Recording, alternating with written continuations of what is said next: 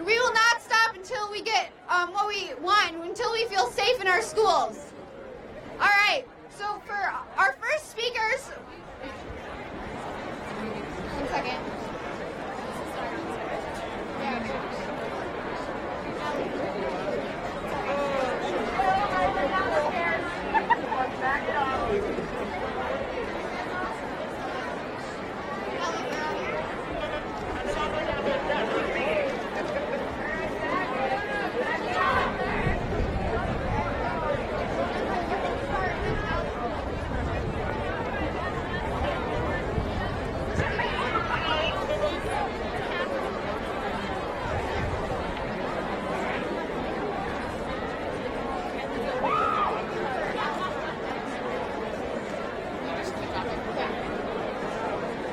How many of the students out here will be 18 by November?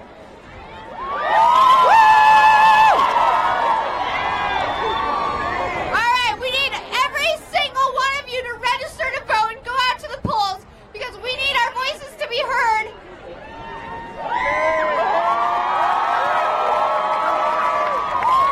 We can stand out here and make chants and demand the changes that we want, but the real change comes at the polls. We need to show up.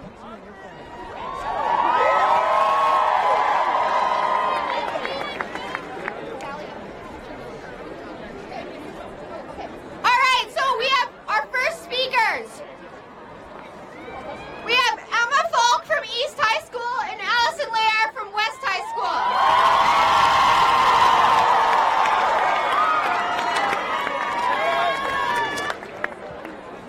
Paulina, this is yours. We got a lot of speeches in here.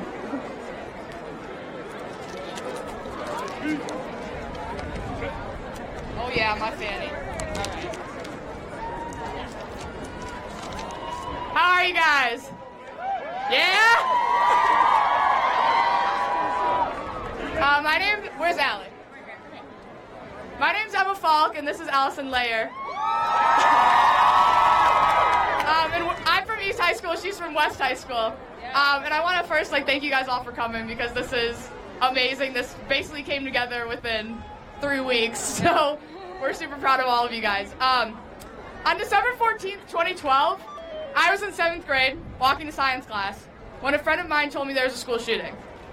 28 dead. Little kids, 5 and 6-year-olds, and some of their teachers. I was only 12 at the time, but I've never felt more terrified. The next day I came to school, and there were room numbers on the outside of every classroom window, and paper covering every door. Later, I realized that the numbers were being used to classify outside world in case there was an attack. So no one could see into the classrooms to tell if there were children inside. Code red drills became a regular occurrence, and security guards began to show up everywhere. Fast forward to 1 month ago today. I was in southern Georgia with my mother when I got the news. We were helping out at the Southern Poverty Law Center to try to get legal representation for immigrants who are in a detention facility. Maybe it was the fact that I spent my whole day in a detention center with people who faced a hopeless situation, but when the CNN notification popped up on my phone, I felt utterly defeated. That night, I laid in my hotel bed and cried. The Olympics were on, but all I could think about was the 17 families who were going to bed, or more likely lying awake, with an empty space in their house and in their hearts because of a 19-year-old who had access to a military-grade weapon. The network broadcaster made an effort to acknowledge the horrific event that had happened that day by saying something along the lines of, "The hearts of the American athletes are with the families of the victims of the Parkland school shooting. But just as the Olympics keep going, so must we." That's when I turned the TV off.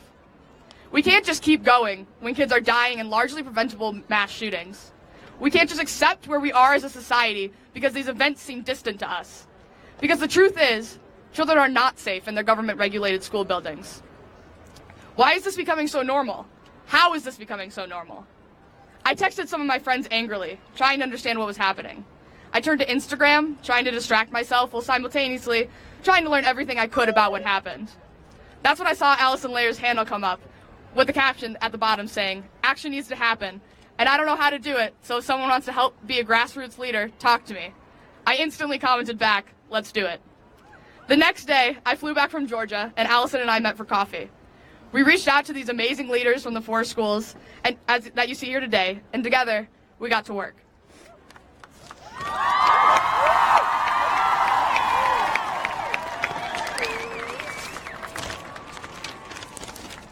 I know that most children share the same thoughts and questions across the country.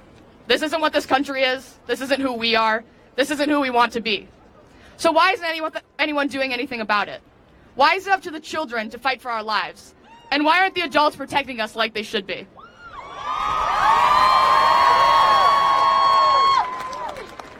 Gun control isn't a new issue. As Aman Gonzalez tweeted, people of color in inner cities and everywhere have been dealing with this for a despicably long time, and the media cycles just don't cover the violence the way they did with Parkland. This movement is not meant to silence any voices. It is meant to raise them. I cannot tell you that I am an expert on this issue. I cannot tell you that I knew what a bump stock was 3 weeks ago. But I can tell you, truthfully, especially after working with the organizers of this event, that there is hope for a better future. I can tell you that I trust my brothers and sisters of this generation to help fix the problems that we inherited. Let's start by making our voices heard today and at the polls.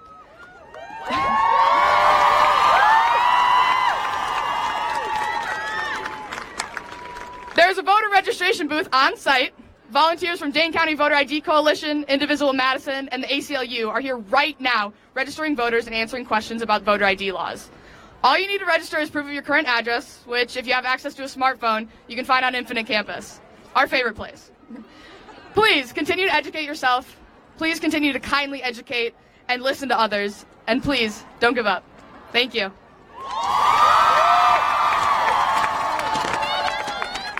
And now, my friend and my co-organizer, Allison Layer. Thank you. All right, so when you heard about the Parkland shooting, how many of your first thoughts were, just another school shooting, America has a problem, that really sucks? Those poor families, yeah. Brushing it off, deleting the notification, or turning off the TV. Then, resorting to posting your frustration on social media. Those are my original thoughts and actions, until I spent hours on Facebook watching broadcasts, news coverage, and live footage from inside one of the classrooms. In this video, I saw students hiding under their desks as I heard the deafening gunshots coming from an AR-15. Okay. How did I let myself brush off the actions of a murderer walking into a school, shooting bullets into textbooks, walls, and doors, shooting at teachers and students who consider this to be a place of learning, a place where they should only be concerned about the amount of homework they will come home with and not the amount of bullets they will hide from? For too long, we have become desensitized to school shootings. We justify the videos that show our students screaming for their lives, wailing over the sounds of gunfire by thinking that will never happen in my city.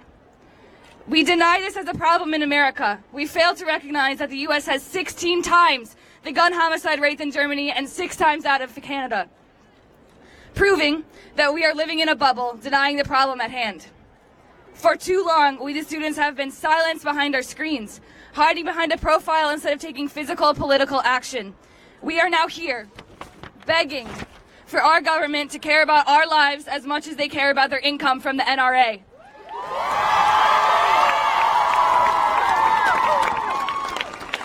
For too long, we have become complacent to the cycle, forgetting the lives that have been lost, watching as senators send their thoughts and prayers, seeing no change in policies, and waiting for it to happen again.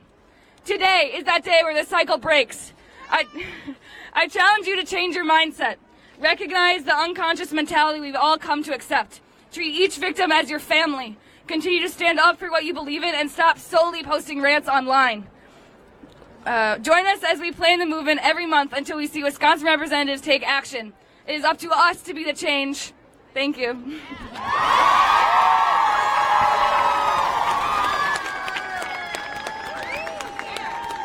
All right, thank you to those speakers. They did an amazing job.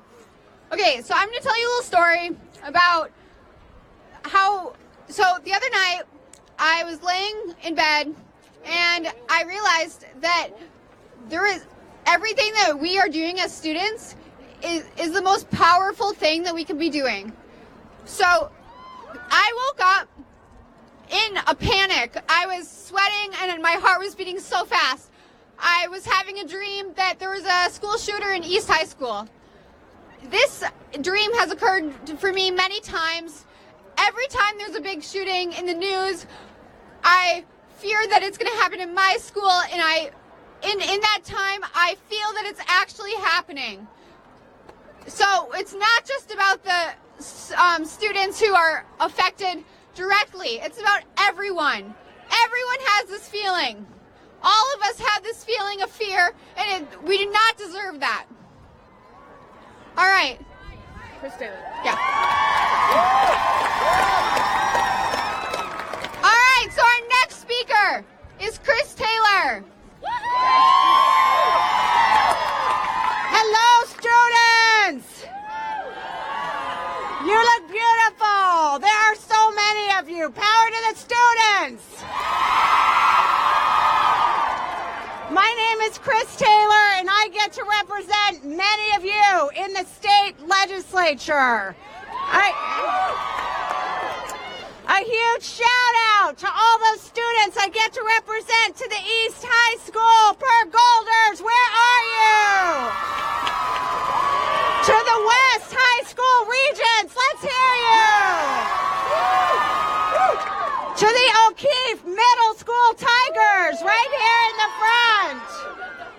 To the Sherman Middle School Falcons, are you here? Let's hear you. Okay, you're here. And the Hamilton Middle School Hawks, where are you? The Wright Middle School Panthers. And where are those UW Badgers? Now, a huge shout out to every person who helped organize today, whether it was the walkout, this rally, the march. Raise your hand. Let's give them a huge thank you. Thank you. You all deserve to be safe in your schools. You all deserve to be safe at the movies or safe in the mall, wherever you are. This epidemic of gun violence has to stop. Enough is enough. It stops today. Today we do remember the Marjorie Stoneman Douglas massacre. Today we remember what happened in Connecticut, what happened at Sandy Hook. But we also remember and grieve for the 7 kids who are killed every single day by gun violence in this country. We are here today for them too, to remember them, to tell them we will not forget and we will never give up. We can't save those young people who lost their lives. We can't mend the heartbreak of their friends and their families, but we can save the kids here today, and we can save the kids sitting in their classroom today. And that's what we must do, and that's what we must commit to doing today. I had some students yesterday who came to visit me in the Capitol. Nell Pollock and Misa Naputi-Wernz from Hamilton Middle School. They came to tell me they don't feel safe in their classrooms. They came to tell me we must act now. But they also said that they don't feel sometimes their voices are as important as adults. And I told them, your voices are more important because this issue impacts your lives. This issue impacts your future. You all, we have bills in this Capitol we've been trying to pass for years. Background checks, got bump stock bans, bans on semi-automatic weapons, and some of our colleagues have stopped it at every step of the way because they're in the death grip of the NRA rather than standing with the people. Today we demand, stand with the people rather than in the death grip of the NRA.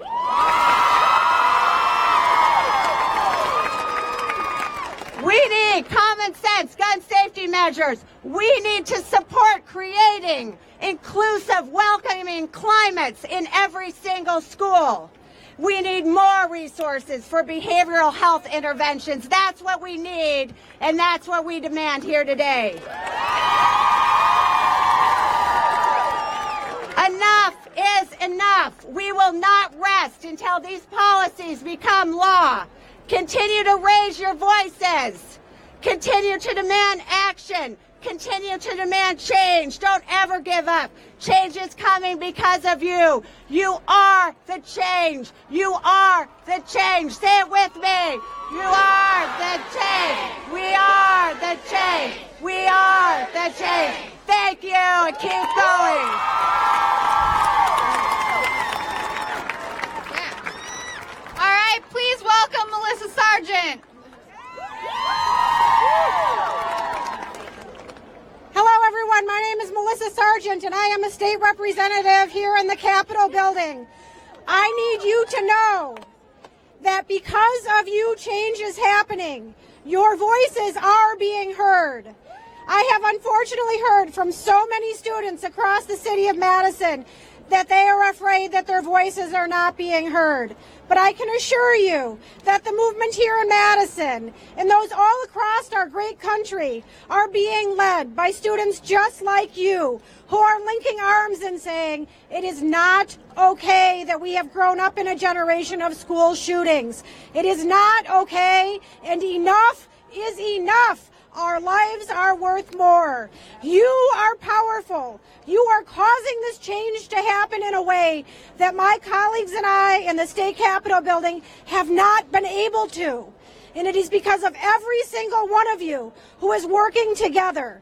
You are fabulous and you are powerful, and you are the sea of change that is going to travel around our country. Something unique is happening here.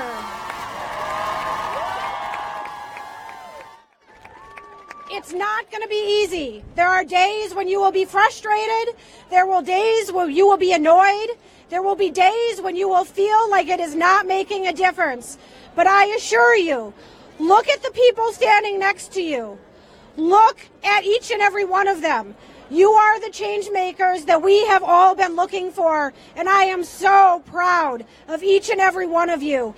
And I will elevate your voices in any way that I can so that the laws in the state of Wisconsin and the laws across this great nation reflect what all of us know, that your lives matter and you deserve to be safe in your parks, in your schools, as you play and as you recreate with your friends. You are our leaders, and I am here to follow you. Thank you very much.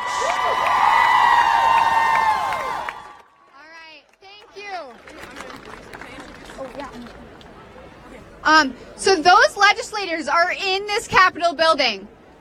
They represent us, and they are here. So if you have a demand, go talk to them, call their offices, email their offices, make an appointment. You guys can use your voice and talk to them. Power to the people! Power to the people! Yeah, let's go! Okay, so our next speaker right now, they're from Doral the jail, and they are amazing. Let's give it up for Jury!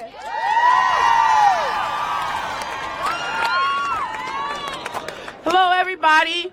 My name is Jury, and I am a youth organizer from Freedom, Inc. I am queer, gender non-conforming youth, and I am a youth surviving in Madison.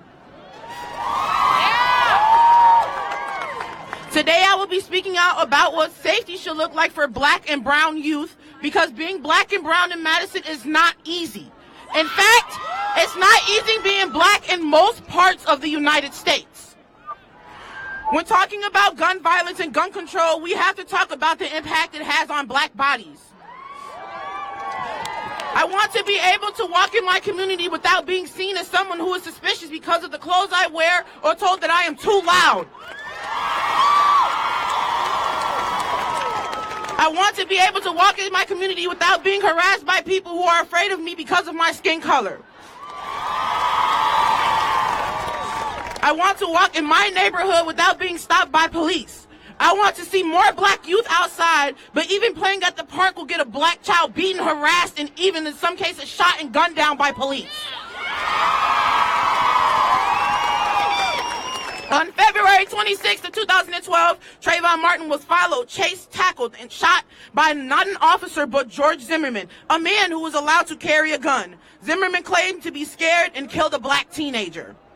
March 6th of 2015, someone I can still call my brother, Tony Robinson, who was an unarmed black teen from Madison, was shot by Officer Matt Kinney in his home. Kinney claimed that Tony attacked him when forensics say that it's not possible due to locations of the shots. I am afraid because the police are in our schools now, and when we get afraid of us, they'll shoot us too. Having no cops in school is a form of gun control. The police have proven that they cannot be trusted with and without guns, so why should we have cops in our schools? So today, I want us not only to talk about gun control, but also why cops are in our school. That is what the Freedom Youth Squad at Freedom Inc. is doing. As youth of color, we need to know that our safety is a priority. This is why we are demanding that cops should be taken out of school and demand that schools invest the money for cops to be used towards youth of color and make sure that we are provided with necessary supplies, food, support, and resources that we need to thrive. And that all families and students have control over school discipline and safety. Come join us Sunday from 5 p.m. to 8 p.m. at Festival Field's Community Room. Freedom Rink in DL to Jail is hosting a student organization event called Expel Cops from Our Schools. Come learn and share stories about cops in schools and fight for our school safety without destroying lives of black and brown youth. And remember, you can't talk about gun control without talking about the impact it has on black and brown bodies. Thank you. All power to the people! Are you introducing her? Mimi? Lydia? DJ's next. Okay. All right. Power to the people! Let's go! Woo! Y'all are beautiful! My name is Deja, and I'm a junior at Madison LaFollette High School. Where's my L's up? My L's up, please! Let's go! And I'm Maggie. I'm a sophomore at LaFollette, and we both wanted to talk a bit about why we march in solidarity with every student here today. When I was in kindergarten, let me fix this. When I was in kindergarten, my mom began to prepare me for what to do in the event of a shooting. If the shooter was close range, I was supposed to duck on the ground.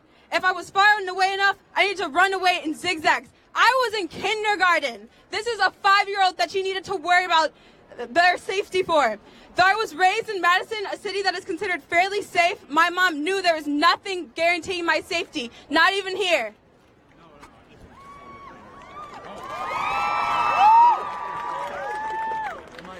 Just a couple of weeks ago, at LaFollette, a sophomore brought a gun into school. He was in there for 3 whole minutes before anything happened.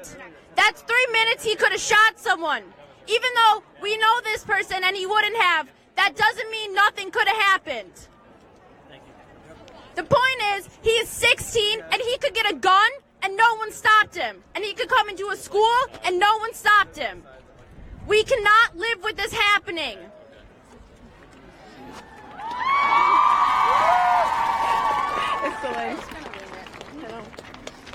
The reality of our schooling is that we've had to know what to do in the event of a shooting since day one. In this country, kindergarteners. These could be your little siblings. These could be 5-year-olds that you know, that you take care of. They could be your 5-year-olds.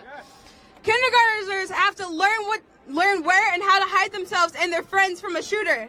In this country, 8-year-olds are afraid of getting light-up shoes because their teacher told them it's too dangerous and the shooter would see them. Shit, it's like blowing up. I need this. In our country, kids no more than 6 or 7 or 8 years old, they have to volunteer to be the one to push a table against the classroom door. And they do so because they would rather die than see their friends die. These are kids that have to face these awful decisions from an early age. In fact, even at this rally, we have had to worry about what to do in the event of an active shooter.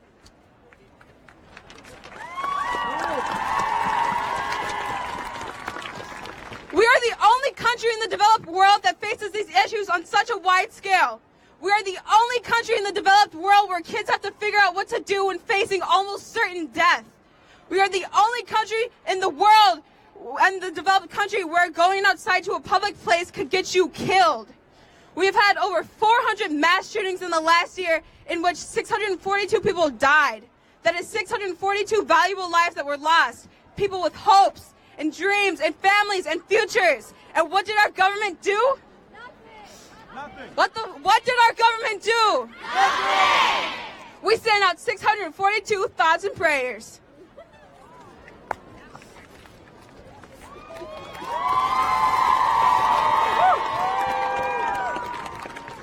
Here in America, those lives are just numbers. These deaths happen so often, mass shootings aren't even reported nationally unless more than 5 people die. 5 people have to die for it to be news. When any other country has mass shootings, policies changed to help the problem, to fix it. But in this country, they want us to remain numb. When we see 17 teenagers die at Parkland, when we see 20 children die at Sandy Hook, the politicians do nothing. Only a sociopath would not see that there's something extremely flawed in the system.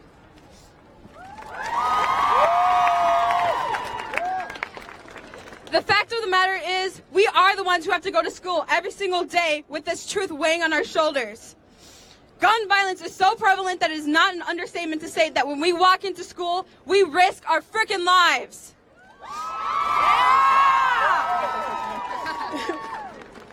Some opposed to this rally have been asking what we kids could possibly know about politics. In their minds, kids should be vapid and only care about the latest Musical.ly or Disney Channel show. In their minds, we should be doing the things that kids do. But what these people don't understand is that we were robbed of our childhoods the day and every day since Columbine. We were robbed of our childhoods. We were robbed of our childhoods when our country decided that keeping guns was more important than our lives.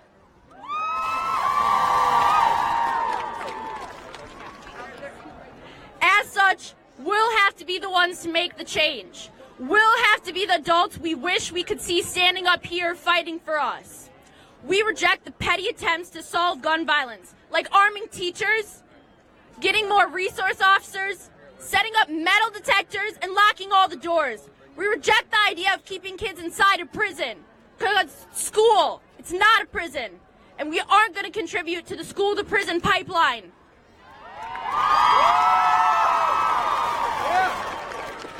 What we want is to feel safe in our own school, to feel safe in public spaces, to feel safe out here.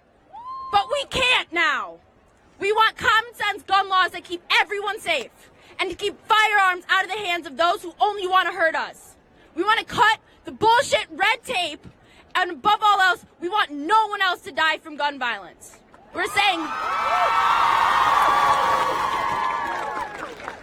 no more Parklands, no more Sandy Hooks, no more Columbines, no more.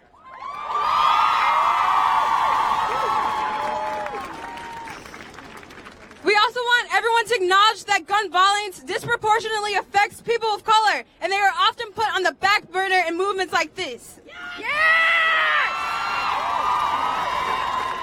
Statistics show that black people are killed at almost twice the rate of their white counterparts due to gun violence.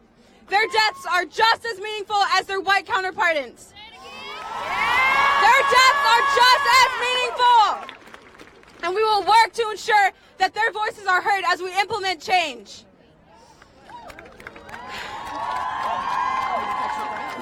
And hey guys, y'all really know how to show up. Let's go.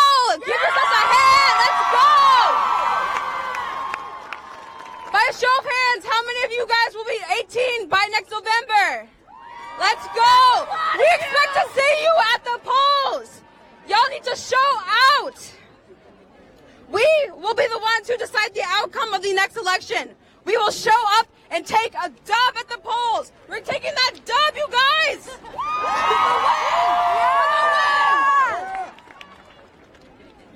Regardless of age, and for the folks who will not be able to vote yet, we will not stay silent.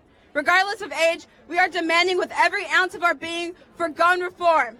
We are taking a stance against senseless gun violence and proving to the world that we are the change.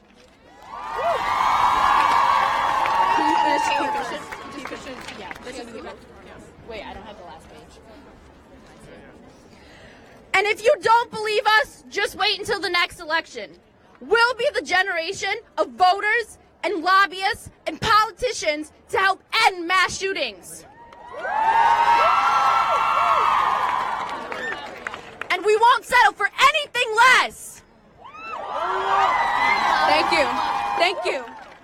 That's it. Speak loud. All right, thank you for those powerful words. All right, next we're going to have Senator Taylor. She's out here, a break from the caucus. Hello, everybody! You know, I just want to say I am so proud of the students. Where's my sign? We support you! We support you! What do you want? Gun control! When do you want it? Now! What do you want? Gun control! When do you want it? Now! What do you want? Gun control! When do you want it? Now! Make the rafters like shake in there! What do you want? When do you want it? Now! What do you want? Gun control! When do you want it? Now! Thank you so much! Continue to be involved!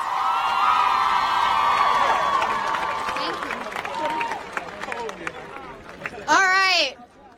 So this issue affects everyone in a school building every single day. So we have many student speakers out here. But we also want to acknowledge how this affects the teachers. So we have a public school teacher, Tracy Warnicki, who's going to give some words from O'Keefe. Good afternoon! My name is Tracy Ham-Warnicki, and I've been a proud public school teacher for 21 years. And my students will tell you that I care about each and every single one of them.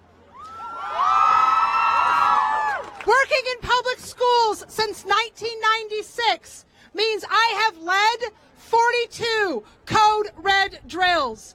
Just yesterday, my classroom spent 15 minutes discussing the Code Red protocol and then spent 20 minutes practicing it.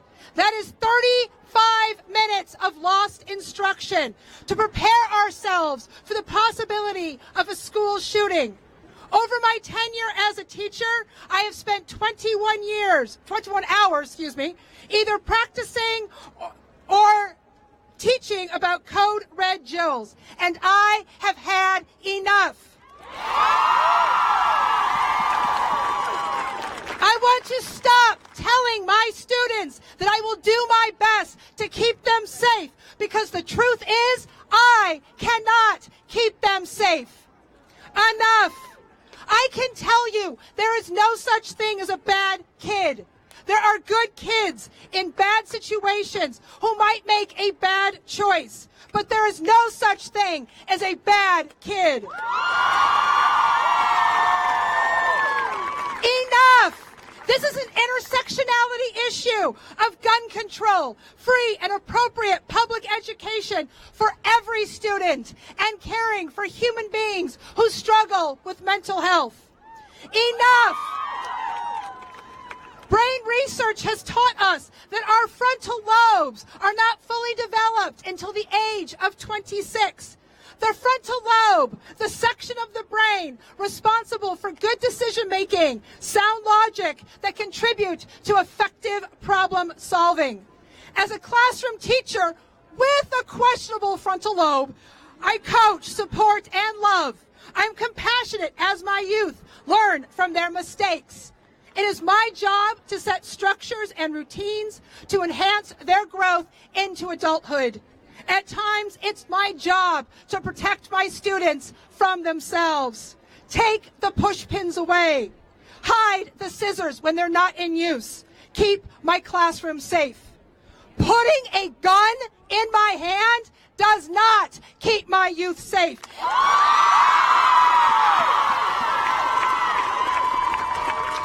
Having me carry a concealed weapon designed to kill one of my students is ludicrous and should not be up for discussion. Enough! It is our elected officials' job to write appropriate gun laws that keep our youth safe. Legislators of Wisconsin, you need to raise the minimum wage to 21 to buy rifles and assault weapons, ban bump stocks, limit magazine capacity, and hold businesses accountable for their background checks. Laws like these will begin to be enough.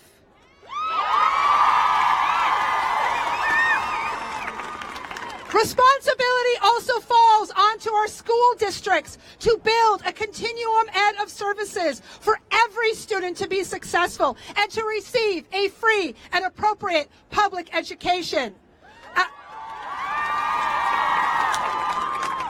Our system is currently a one-size-fits-all system. Students are not one-size-fits-all. Students are human beings. Fair does not mean everyone gets the same thing. Fair means everyone gets what they need. That is justice. And because there is no such thing as a bad kid, when a behavior occurs in a classroom, students' needs are not being met.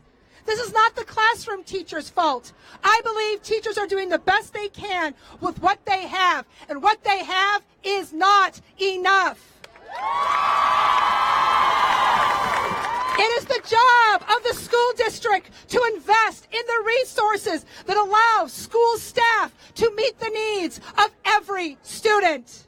Teachers need a decrease in classroom size, an increase in the number of SEAs, special education staff, an increase in social workers, school counselors, and school psychologists.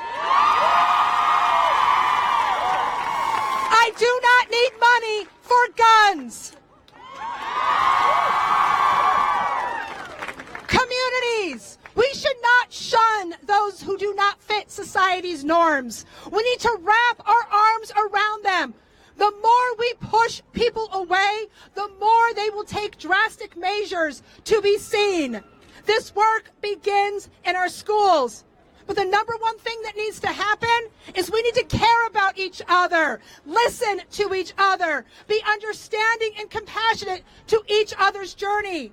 Do not be afraid of the youth. Listen to the youth.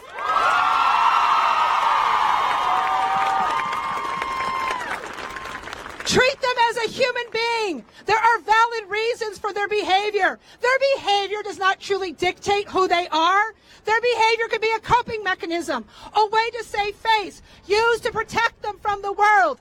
Every kid matters.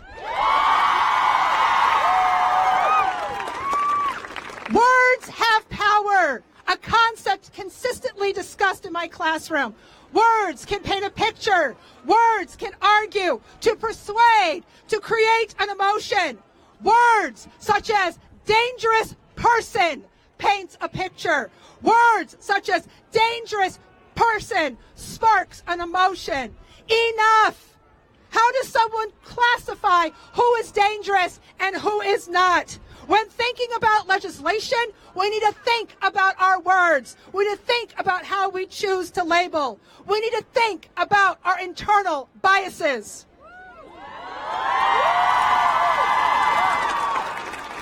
To the government officials representing us, some of the youth standing here today are voting in November.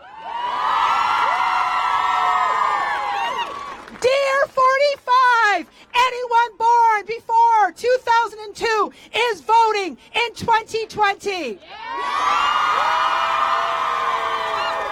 Youth are passionate, youth are intelligent, and they are watching you. The choices you are making, the voice rings in their ears.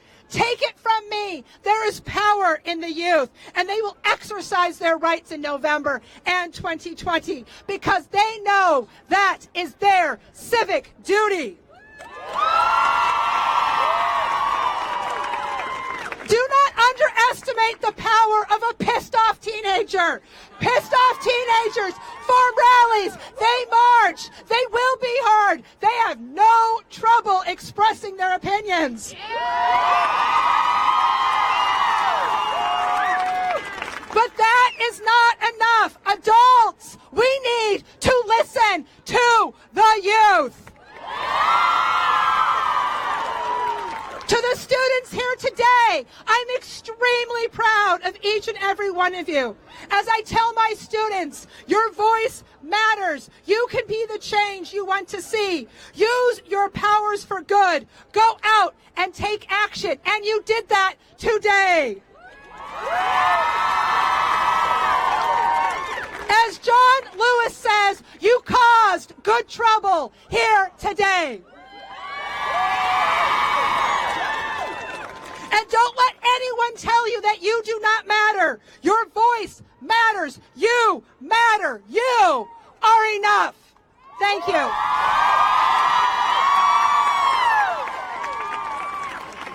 All right, thank you. Next, I'm going to introduce State Representative Jocasta Zamarripa.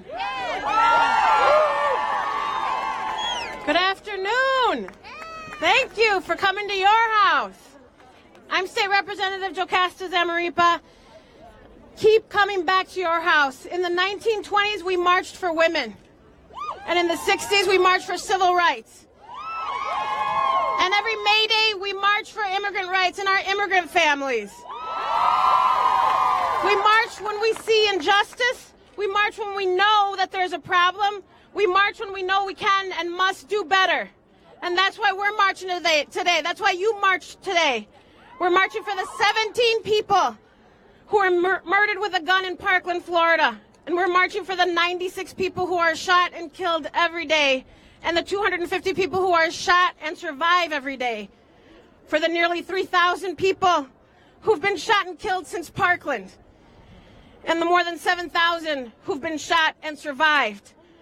We're marching for the victims of gun violence today. And the survivors of gun violence. Everyone who's lost a friend, a colleague, a loved one due to gun violence. We're here today, you're here today, marching for them, for you, and for us.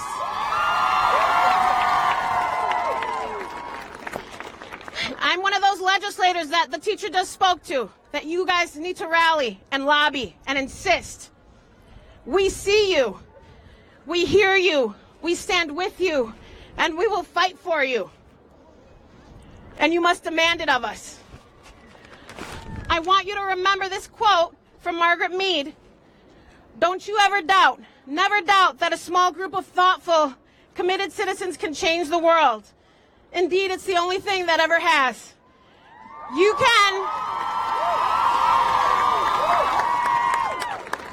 can, all of you can and will change the world.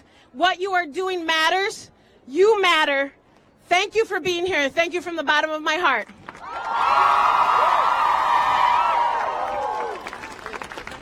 All right. Thank you, Lydia. Thank you. All right, next I'm going to introduce one of Wisconsin's gubernatorial candidates, Kelda Roys. Thank you. My name is Kelda Roys, and I am running for governor because it is time we have a leader who stands up for you and not the NRA.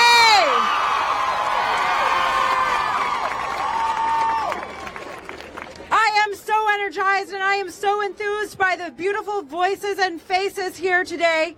And I think even if Scott Walker ran away from this building so he wouldn't have to look at you, he is going to hear from you in November.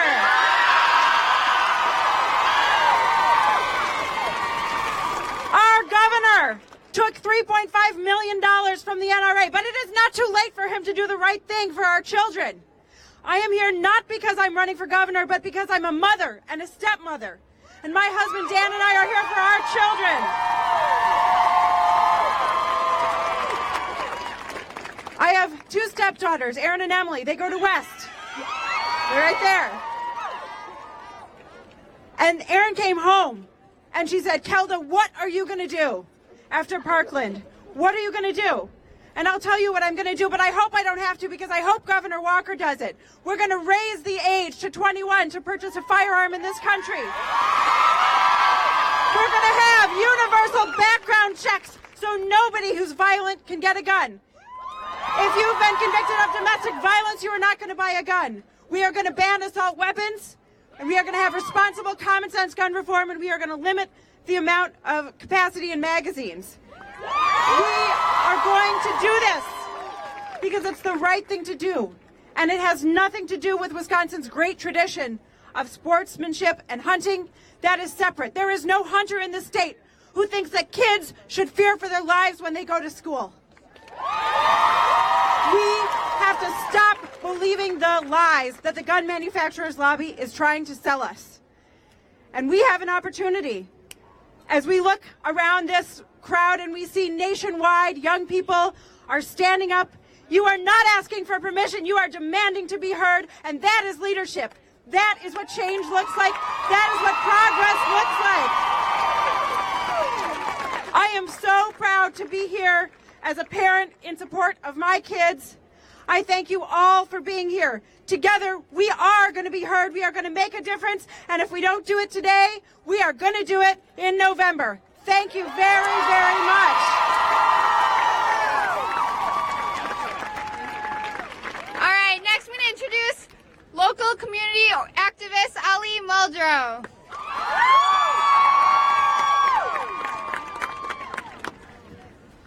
How are y'all doing today? Show me what democracy looks like. This is what democracy looks like. Show me what democracy looks like. This is what democracy looks like. The only time I've ever felt like an American is when I'm protesting. So I feel pretty American today. Gun violence is what unites us. There are so many things that try to tear us apart. There are so many things based in our identities. Those are the reasons we've been attacked and we're used to it. But you know what doesn't discriminate? A bullet. We can talk about restricting who has the right to buy guns. We can also talk about restricting the people who manufacture guns. One of the most irresponsible things we do is treat gun violence like it's a natural disaster. Treat gun violence like a fire. This is not a drill, y'all. When I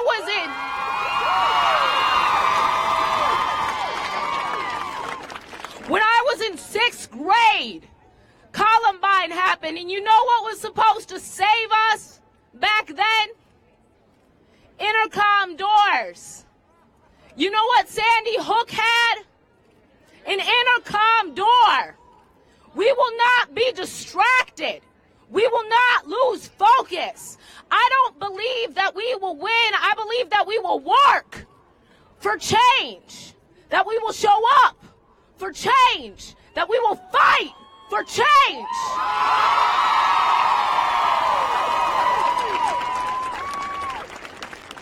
We will not be turned around. We will not be ruled by fear. We are going to change the world because we have chosen our weapon wisely. We have chosen our voice. We have chosen our ability to stand up for one another. We have chosen love. On the day before Martin Luther King died, Martin Luther King said it is not a choice between violence and nonviolence. No, my friends, it is a choice between nonviolence and non-existence.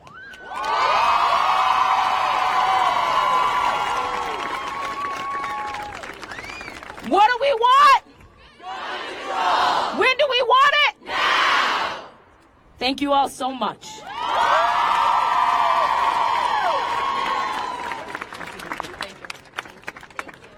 Hi, everyone. I am introducing my really good friend, Nimi Phillips. From West High School. Check her out on SoundCloud. Thank you for that promo, Emma.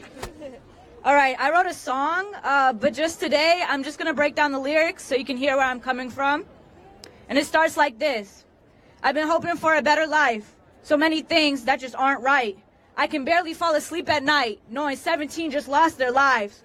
All the staff who made sacrifice. All these families just got paralyzed. All survivors will be traumatized. So for the injured, I pray you're all right. And he's blaming it on mental health. But what about all the guns on the shelf? How could he shoot up if he couldn't shoot? Trump, wake the hell up. This axis is foolish. All your speeches to me just prove that you're clueless. Right now, I don't care if he's ill, because all I hear is excuses. Mental illness or not, you allowed him to do this because it starts with the law, so what made you approve this? Congress, please, you need to review this. Man, we need gun control, or else this is useless. You think this much damage would occur with a knife? A few could get hurt, but never lose their lives. Man, I'm praying for a better life. But I need you all to stand up and rise, because this country has dehumanized, yet the problem is still legalized. And I hope that you realize change will never be applied if we don't speak up and fight. Man, do it for the kids who lost their lives. I can still see the pain in Florida's eyes. Trump, what if your own daughter died? There would be no compromise. Don't even try to lie.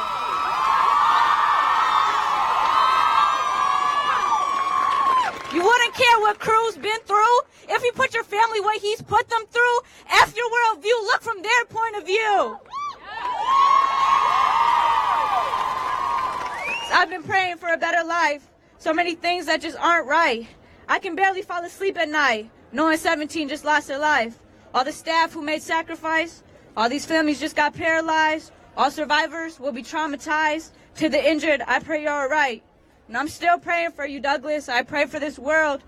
We've seen this happen way too many times. Yes, Mr. President, mental illness is a factor, but please do not ever try to stand in front of America and blame it all on that. Because I've dealt with depression for half of my life, and you have never seen me try to hurt others because of it. There's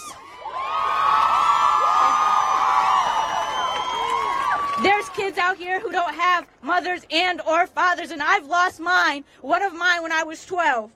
Many people on a day-to-day struggle to make just enough money to afford the basic needs.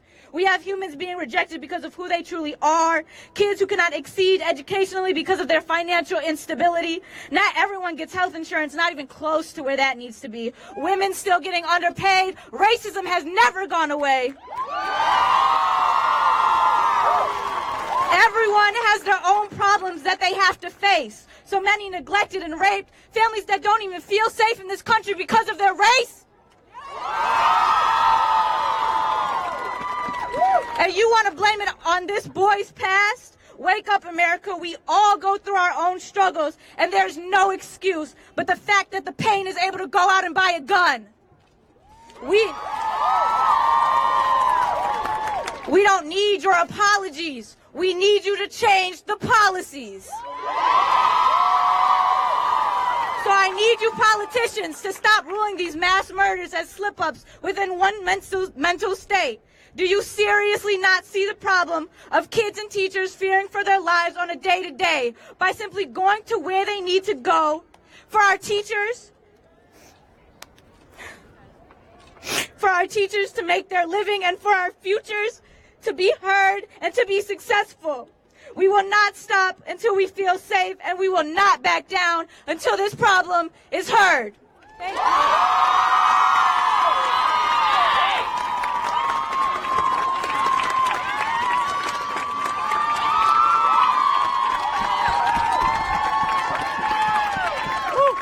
All right, that was amazing. Thank you, Nimi.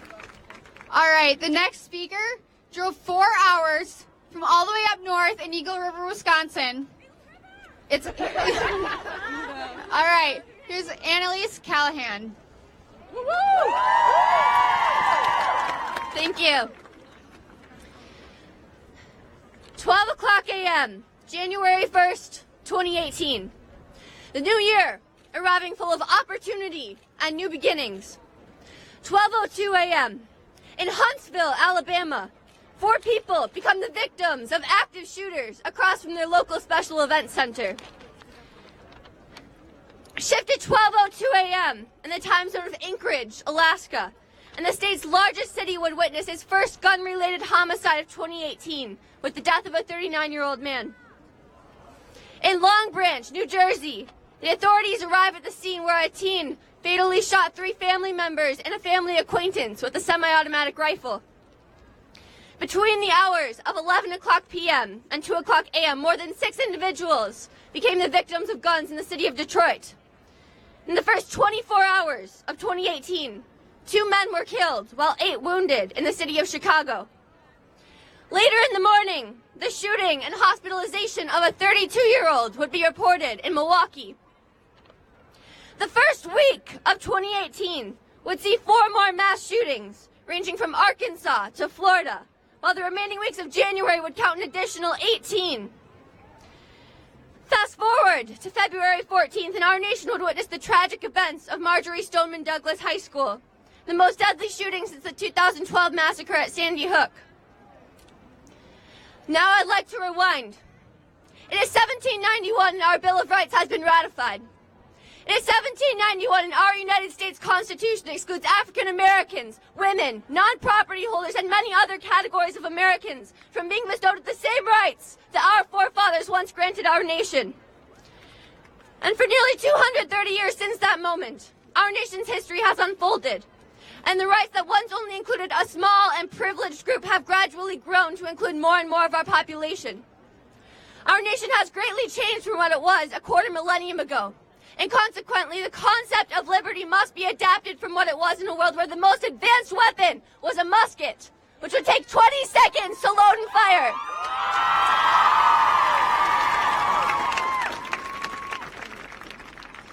In today's world, 20 seconds is enough time to fire 40 rounds on an AR-15.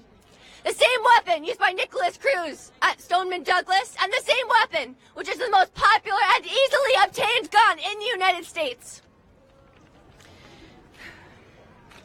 Under current federal law, individuals who are violent criminals, are mentally ill, are drug abusers, or are perpetrators of domestic violence are not permitted to possess firearms. However, the only way to determine if an individual is prohibited from purchasing a firearm under federal law is to conduct a background check. And while the nation's licensed federal firearms dealers routinely conduct such checks, people other than licensed dealers are exempted. These so-called private sellers do not have to perform checks. An estimated 40% of the gun transfers which occur each year in the United States, more than 6 million gun transfers, originate from these private sellers, who often congregate at gun shows or sell guns online. This creates easy opportunities for dangerous individuals to bypass a background check and obtain a weapon.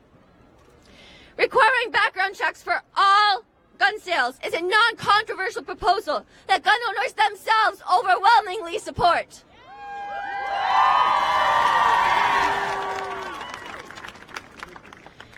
Addressing gun violence in every sense has become an issue centered not on humanitarian concern, but partisanship. As it was put by Stephen Henderson, editor of the Detroit Free Press, if we required that every gun manufactured be fired and its signature ballistics recorded in a national database, how on earth would that implicate law-abiding citizens' abilities to exercise their rights? Even better, what if we restricted the kinds of weapons that could be sold? What if we limited weapon types and magazine sizes? All of it, none of it would harm the rights of legal gun owners, and all of it would help protect the rights of those who are slaughtered by people wielding guns that are too easily available, too easily distributed, too easily lost, sold, bought, and even funneled into menacing hands every day.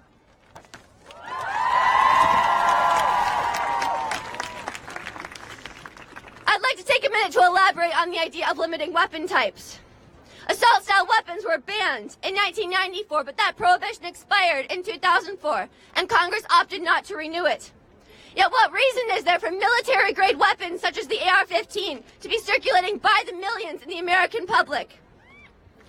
In a 2015 catalog for the AR-15, it was described as ready to perform anywhere, a weapon that combines industry-leading innovation with battle-tested experience to innovate the world's toughest, most devastatingly accurate pistols and rifles, all in our mission to provide elite shooters with the ultimate weapon systems they need to prevail under any circumstance.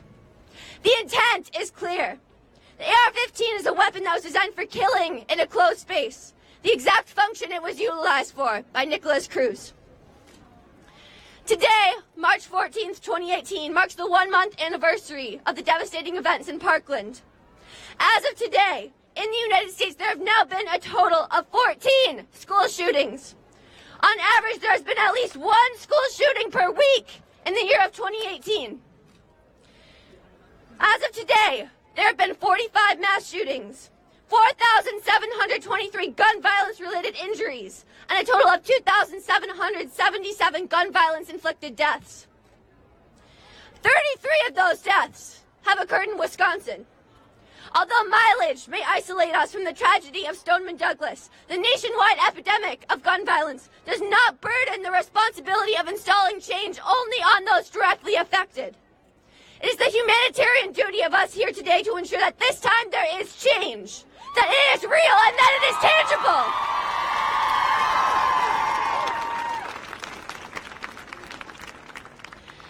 Last summer, I had the opportunity to meet American filmmaker Ken Burns after a speech he gave at the University of Maryland. History, he said, is not just about past events. History consists of the questions we, in the present, ask of those past events so that we cannot help but be informed, however consciously or subconsciously, by our own hopes and fears. William Faulkner said it really well. History is not was, but is. So the future is right now with you. Seize it.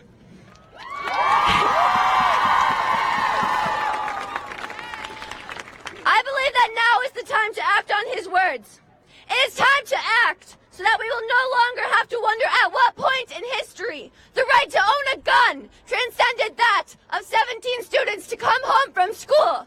At what point in history the right to own a gun transcended that of 17 students to live full and successful lives.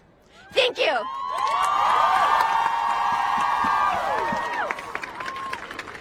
All right, we only have a few more speakers, so bear with us, you guys.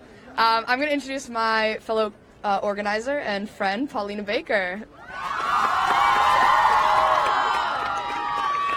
Hi guys, I'm Paulina. I go to La Follette High School and I'm a junior. As soon as I was able to form an opinion on things like gun policies, I did. And arguments I hear about these topics way too often are, it's the people, not the guns, or guns don't kill people, people kill people. These are arguments that I agree completely with. People who have intentions of hurting others, whether it be one person or 100 people, will find a way to. The fact that firearms are so easy to obtain by people who have these premonitions is the exact reason to why we should instill common sense gun control. Implicating the bills we are requesting for will limit availability to an extent where people who are not competent to own a firearm safely will not be able to obtain it. As a personal experience involving my dad, who is a proud, responsible, and educated gun owner who undeniably supports the need for gun control, he has taught me a lot about how fire weapons work and the kinds of requests we need to ask for so that bills being heard will make sensible and will be sensible and most likely have a direct influence on the decline of gun violence. Licensing people to buy firearms like we do for people who want to be able to drive would take care of universal background checks, competence and safety tests, mental and physical health tests. This would in return require there to be an extensive path to even be able to buy a gun. After this, for every firearm you buy, you'd have to get a card with the make and serial number for the gun under your name. These gun policies have been observed from other countries like Argentina, where tight gun control policies have resulted in a steady decline of gun violence. We need to start looking at other countries or even states that have tight gun control and compare it to the correlation to gun violence.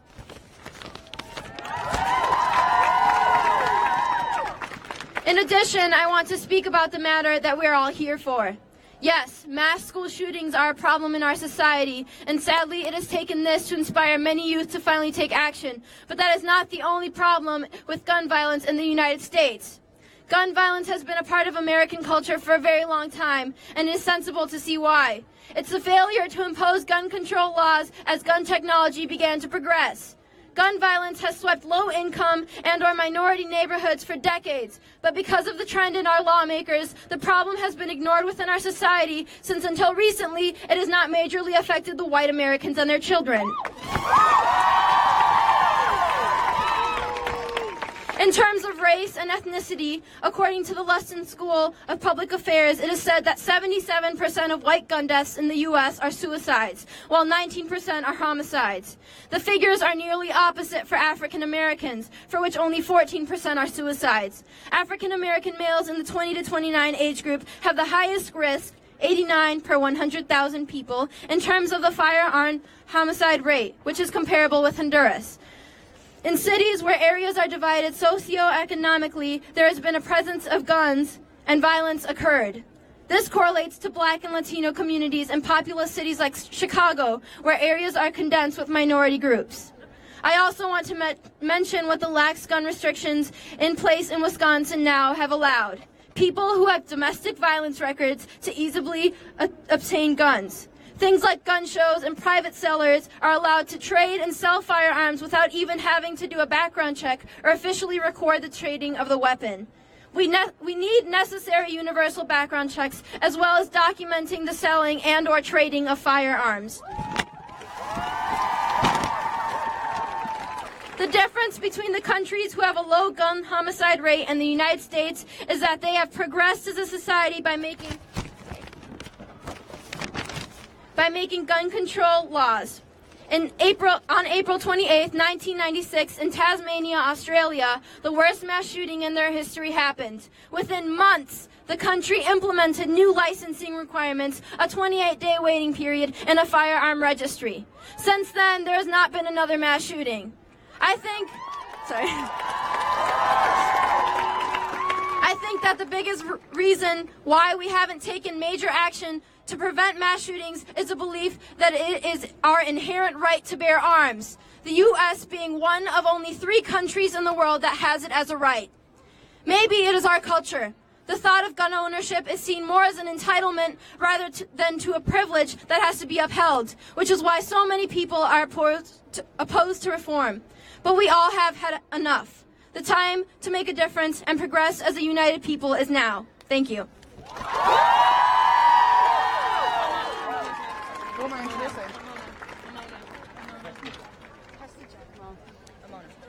All right, thank you. So our next speakers are from Middleton High School. We have Max Cresta Giacomo and Amuna Saleh. Sorry. Like many of you, every night since February 14th, I have found myself watching video after video of the Florida high school where 17 innocent souls were gunned down by a student whose name doesn't deserve to be said. And like many of you, every night I stare completely baffled and at a loss of words because on the screen of my phone I'm seeing classrooms and I am seeing hallways that are spitting images of the classrooms we sit in every day and the hallways we walk through every day. It is a reminder that it could be our school on the news. It could be one of our classmates walking through those front doors with a gun in hand. Scratch that. It could literally be anyone walking through those front doors with a gun in hand. And you know why? I think we all know why. Because that is the cost we pay for the lack of gun regulations our government has allowed. It is the cost we pay for the simple fact that in the ears of the politicians, the voice of the NRA rings louder than that of the American citizen. But we will scream, and we will shout, and we will demand change.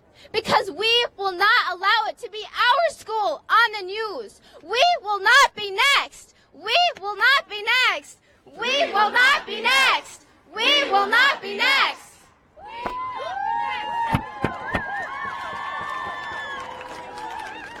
We are here today because there are individuals in that very building that have proven to us their inability to keep us safe.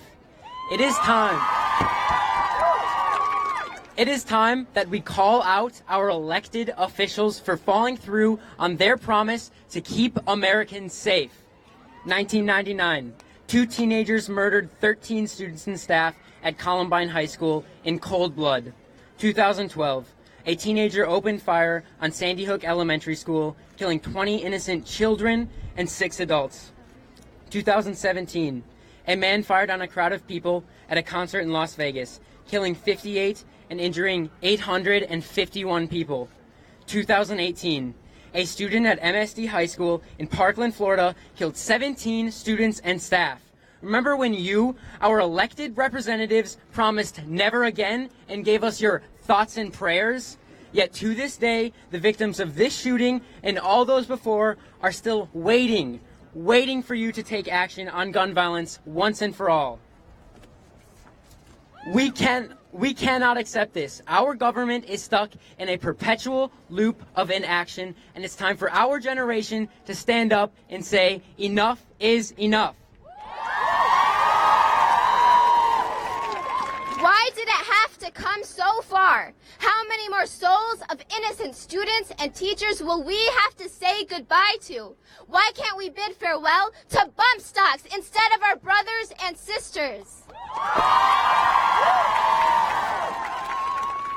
It's strange how instead of focusing on ways to prevent school shootings, we instead focus on how to prepare in the event of one.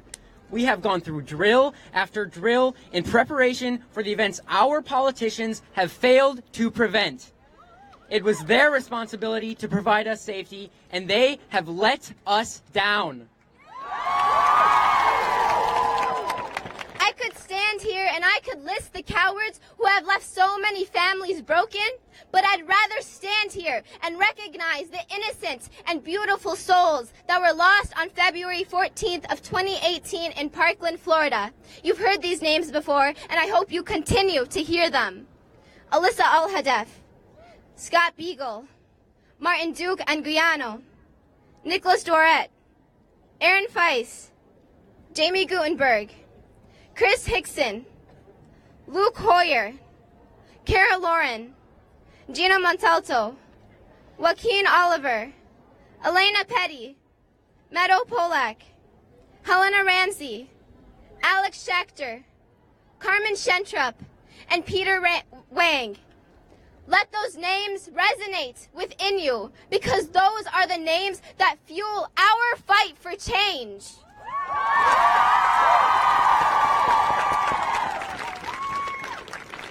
It is easy for politicians and adults to dismiss us for not understanding complex political issues. But they should talk to the 3,000 students at MSD High School who ran for their lives from a student with an AR-15. There is nothing complex about that. They know firsthand what gun violence is, not the politicians.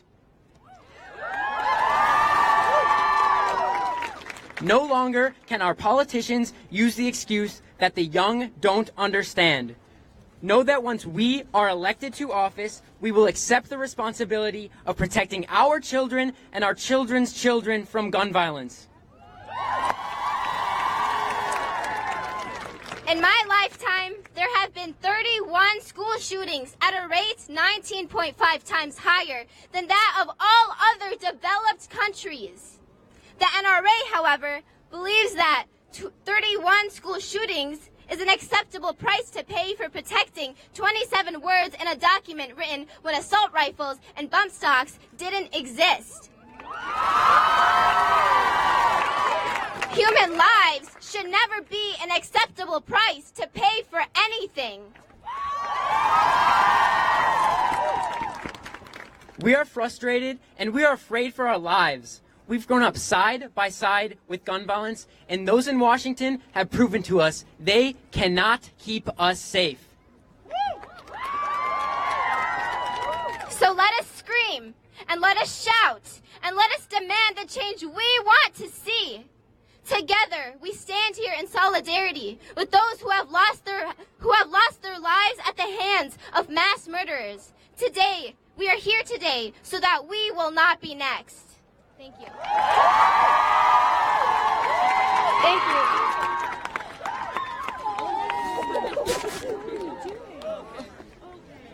All right. And I really want to thank you guys all for being out here. And we have a few more amazing speakers. So if you can just hang on for a little bit longer. 2 more amazing speakers. All right. We have, what is it? And then, okay, we have Kate Hauk King and Chloe Baumbach. No, you're going first.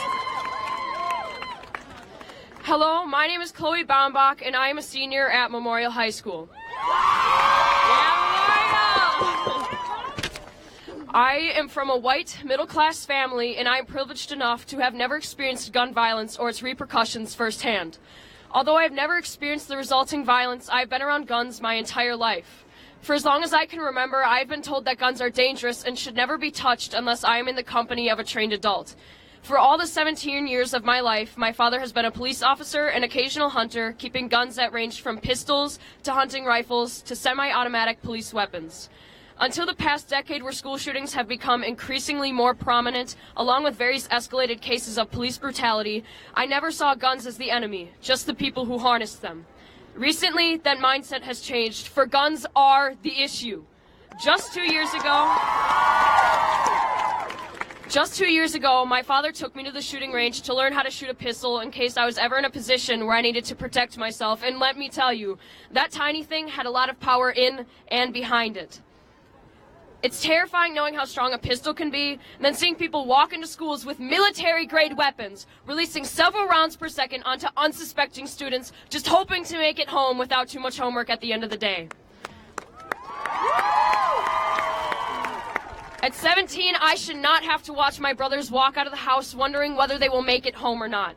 Knowing that untrained professionals can get their hands on these weapons is sickening. These guns are military grade and should only be harnessed by military personnel or highly trained officers for SWAT situations. No person should get to walk around holding somebody's life in their hands. The time has come to put an end to the madness. It has been far too long that guns have been forgiven for the destruction that follows in their path. It's time to wake up and do something. Go out and vote, call your local representative, educate yourselves and others. But stop pretending it'll go away if we ignore it. Our lives are worth more than that. Thank you.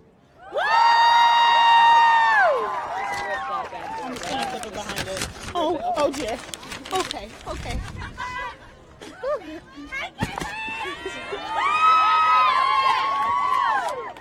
Hello, my name is Caitlin Hauk King, and I'm a senior at Memorial High School. I'm also an 18-year-old African-American adopted into a white middle-class world. I grew up sheltered from the world of gun violence until middle school, and when my cousin was gunned down on the streets of Chicago. He was exactly how old I am now. My eyes were immediately opened. I was stunned to learn that I had no clue. I had no clue that high schoolers, kids just like me, could walk around armed and ready to shoot at any moment.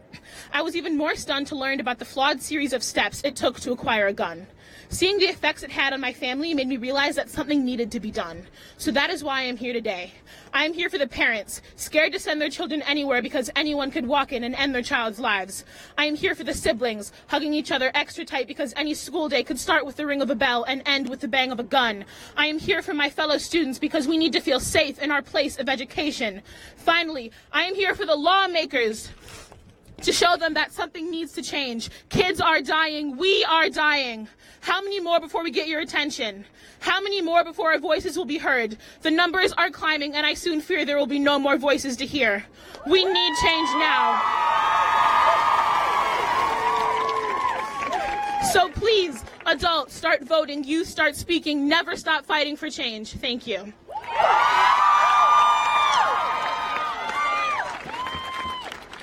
All right, our last group of speakers, Amayu Adari Salassi and Zainab Nafid.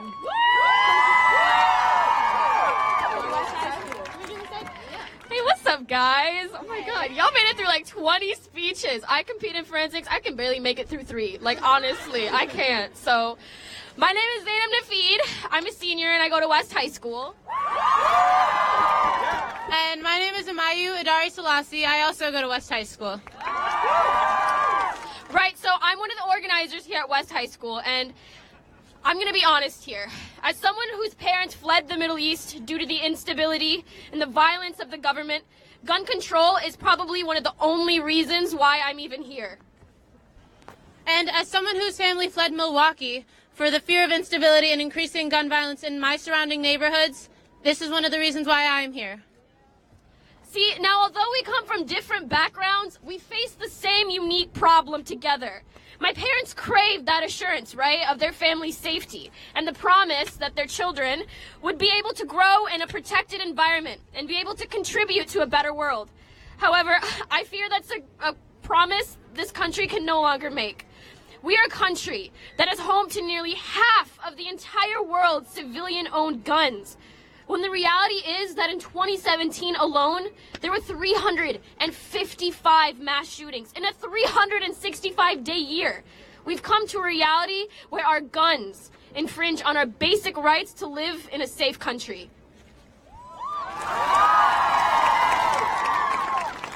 I don't know if many of y'all know this, but Milwaukee is the most segregated city in the nation. Growing up playing outside wasn't a privilege that I had. The threat of gun violence in the surrounding areas kept my family fearful of my safety. It was my mother who took initiative in leaving Milwaukee with the hopes of giving our family a more secure environment to grow up in. The first time I was told I could step outside and play, I realized what a blessing the promise of safety was. Living in Madison today, I've encountered a new side of childhood that wasn't available to me in Milwaukee. The true ability to learn and grow in a nurturing environment.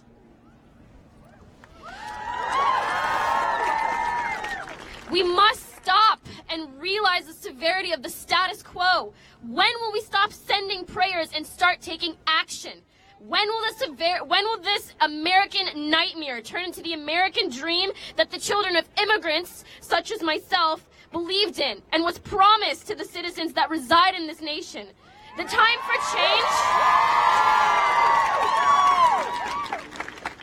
for change is now. No more lives need be lost to the complicit actions of the officials we've entrusted with our safety. Today in Madison and Wisconsin, the privilege of safety is under threat as lobbyists pay our political leaders massive sums of money to maintain their interest in the gun industries. It feels as though we as a society assume that Madison and Wisconsin is a bubble. We're shielded from the horrific threats that we've seen nationwide. And yet, there are still kids who aren't being given the chance to explore what the world has to offer, as the threats of violence are still imminent to them. We cannot remain complacent by allowing our leaders to go unquestioned.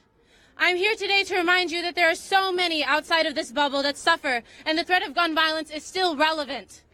The severity of this issue only increases with every year and will only get worse if we do not take action as the next generation.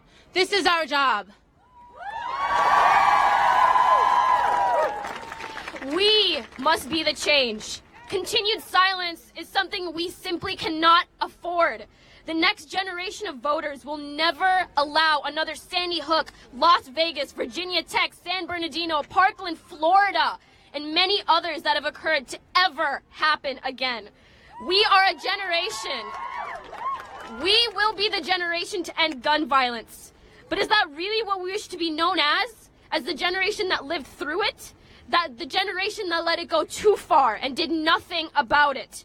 Throughout history, we constantly look back at the older generations and we criticize their complacency and their inability to have taken any action when it was needed most. But the irony is, we're making that same mistake right now. Now is the time to act. And we will not stop pushing for our legislators to formulate common sense gun laws.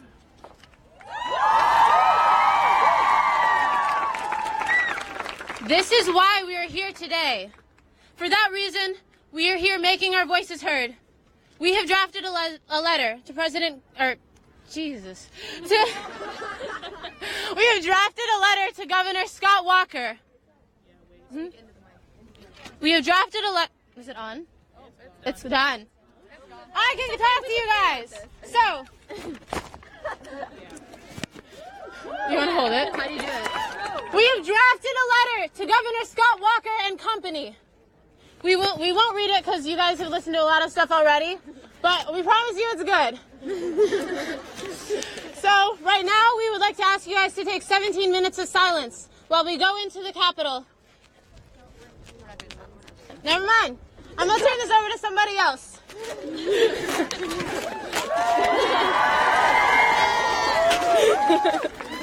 Thank you guys all for being out here today. We made a huge impact with this many students coming out. So after this, 11 of us are going to go deliver the letter to Scott Walker. And then, if everyone... You want me to go? Yes. I'm back, y'all. Okay. So what we're going to do is we have a letter drafted and we're going to bring it into the office, and whoever is representing Governor Walker today is who we will present it to. We've compiled a list of signatures throughout the march and throughout you guys listening to these speeches, and those are the voices that we will represent today.